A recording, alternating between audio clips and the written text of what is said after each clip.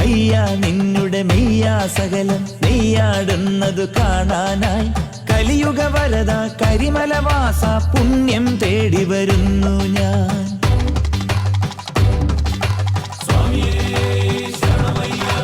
നിൻ പാവനമാം പമ്പാ സ്നാനം തുമ്പമകറ്റാനാവുന്നു.